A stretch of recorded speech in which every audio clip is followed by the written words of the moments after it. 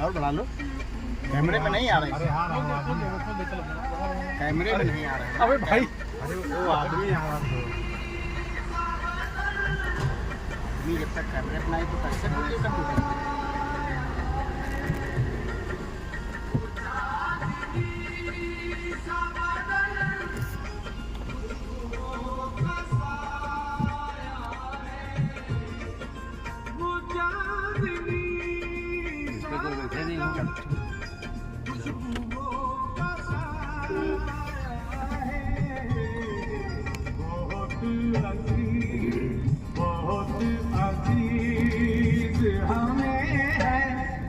मंगल पर आया है। इतना तेज मत बजाओ, कम कर दो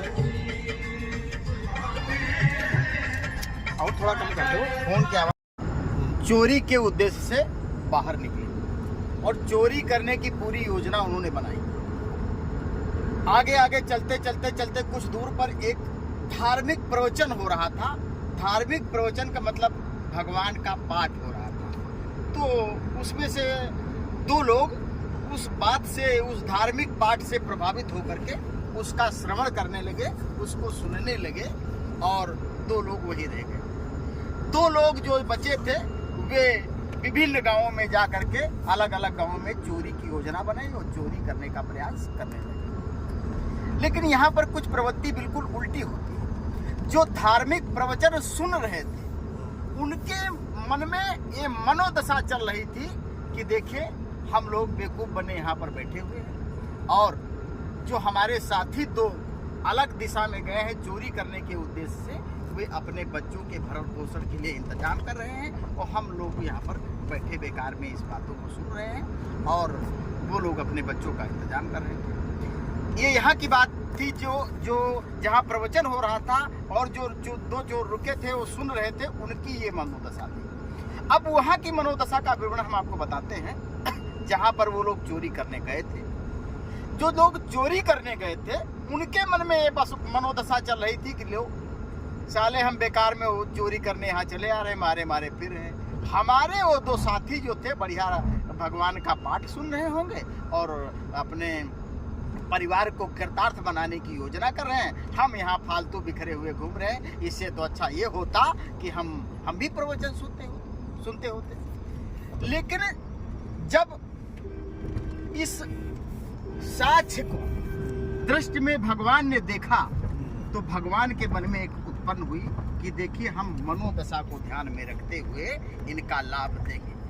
तो जो चोरी करने गए थे उनको भगवान ने श्रेष्ठता की सूढ़ी में रखा और जो प्रवचन सुन रहे थे उनको भगवान ने असुरों की श्रेणी में रखा। कारण ये था कि उनकी जो भावना मनोदशा थी, सुनने का ढंग था, वो यहाँ पर नहीं था, वो चोरी करने में था। और जो चोर थे वो फिजिकली तो चोरी कर रहे थे लेकिन मानसिक रूप में भगवान का जहाँ प्रवचन हो रहा था उनका मन वहाँ था, तो मन वहाँ था और शरीर वहाँ था, तो उनको लाभ मिला। और जो व्यक्ति प्रवचन तो सुन रहे थे लेकिन उनका शरीर वहाँ था लेकिन उनका मन तो चोरी में था, इसलिए भगवान ने उनको दैत्य की श्रेणी में रखा। ये एक कि भगवान की वंशावली क्या थी। पंडित जी सुनना मेरी बात। ऋषि पुलस्त्य के यहाँ से इक्ष्वाकु की तरफ चलती है। राजा इक्ष्वाकु एक प्रतापी राजा थे जिन्होंने हमारे उत्तर प्रदेश की फैजाबाद की नगरी अयोध्या का निर्माण किया था और उन्हीं के नाम पर अयोध्या का निर्माण हुआ। अयोध्या का नाम उन्होंने ही रखा, राजा इक्ष्वाकु। राजा इक्ष्वाकु के बाद उनकी तीसरी संतान जो थी वो सत्यव्रत थी। सत्यव्रत का जो नाम था वो त्रिशंकु था, जो सशरीर स्वर्ग गए थे। त्रिशंकु के बाद उनके पुत्र का नाम था सत्यवादी राजा हरिश्चंद्र, फिर वो राजा बने। सत्यवादी राजा हरिश्चंद्र के बाद राजा मान्यधाता राजा बने। राजा मान्यधाता के बाद राजा अंशु बने। राजा अंशु के बाद राजा अंशुमान बने। राजा अंशुमान के बाद राजा दिलीप बने। दिलीप के बाद राजा कुकस्थ बने। राजा कुकस्थ के बाद राजा रघु बने, राजा रघु के बाद राजा नाभाग बने, नाभाग के बाद राजा यायाति बने, राजा यायाति के बाद राजा अज बने, राजा अज के बाद राजा दशरथ बने, और राजा दशरथ के बाद आए जब वनवास से वापस भगवान श्री राम जी आए तो फिर राजा राम बने। ये भगवान की एक वंशावली है। अब हम आपको इक्ष्वाकु के जो 2 लड़के बिकुची की कुछ प्रक्रिया आगे बढ़ाते हैं। बिकुची के परिवार में चौथी संतान राजा निमि हुई। निमि के कोई संतान नहीं थी और संतान न होने के कारण उन्होंने एक पुत्र कामेष्टि यज्ञ कराया और यज्ञ में ऋषि वशिष्ठ को, लेकिन ऋषि वशिष्ठ ने यह करके इनकार कर दिया थोड़ी देर के लिए कि भाई देखिए, आपसे पहले हमारे यहाँ स्वर्ग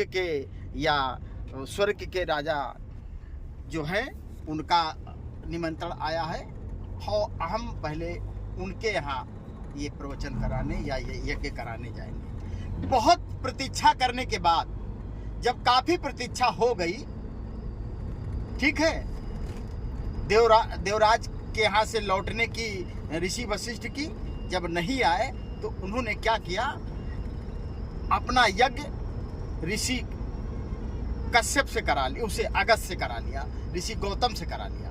ऋषि गौतम ने उसका यज्ञ संपन्न कराया।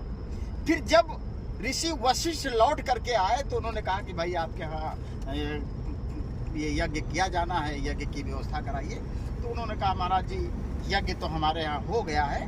तो उन्होंने पूछा किससे हो गया है, तो उन्होंने गौतम ऋषि का नाम लिया और कहा उनसे संपन्न करा दिया गया। तो ऋषि वशिष्ठ ने उसी समय इनको क्या किया, श्राप दे दिया कि अभी के अभी तुम्हारी मौत हो जाए। तो उनकी मौत हो गई, राजा जिमी की मौत हो गई। राजा जिमी की जब मौत हो गई तो भाई एक धर्म संसद बैठी। तो धर्म संसद ने ये प्रस्ताव किया कि भाई देखिए, यज्ञ तो उसने कराया, अब चलो गलती हो गई कि उन्होंने आपसे न करा करके कराया, तो यज्ञ हमसे यज्ञ कराया। लेकिन यज्ञ में धर्म जब संसद बैठी तो उन्होंने ये प्रस्ताव पास कराया गया कि भाई यज्ञ तो कराया, लेकिन अब जिमी को जिंदा करने का दायित्व हम लोगों पर जाता है। तो उन्होंने क्या किया, जैसे दूध को मथ करके दही बनाया जाता है, दही में से मक्खन निकाला जाता है या घी निकाला जाता है, इसी तरह से राजा जिमी के शरीर को दूध में डाल करके उसका मंथन कराया गया और मंथन कराने के बाद फिर एक पुत्र का जन्म हुआ। पुत्र का जो है कहने का मतलब जन्म कह ले सकते हो या प्रकट होना कह सकते हो उसको, वे प्रकट हुए और फिर उसके बाद आगे की व्यवस्था। इस पुत्र का जन्म जब हुआ तो उसका नाम वैदेही रखा गया। वैदेही का मतलब बिना देह का, बिना देह का उसका नाम वैदेही पड़ा और वैदेही से फिर हमारे जो जनक की प्रक्रिया है, कौशल की प्रक्रिया है, उससे जितने भी लोग ये बनते गए वैदेही के रूप में जाने गए और इसके पालनकर्ता का नाम जो रखा गया वो जनक रखा गया। और जनक उस स्टेट के मालिक थे, उस स्टेट के राजा थे। तभी से हम उस माता सीता जी के जो कहने का मैका था उसके नाम को उन्होंने जनक नाम रखा गया। इस पर एक रामचरित की मान, मुड़ी मुड़ी भवन निहारत सीता और यही आंगन मम बचपन बीता। इसी तरह से हमारी सीता जी का ये नाम वैदेही पड़ा। अब कथा का समापन होता है। सीता जी जो हैं तो राम उनकी लक्ष्मण की भौजाई हुई। आप उन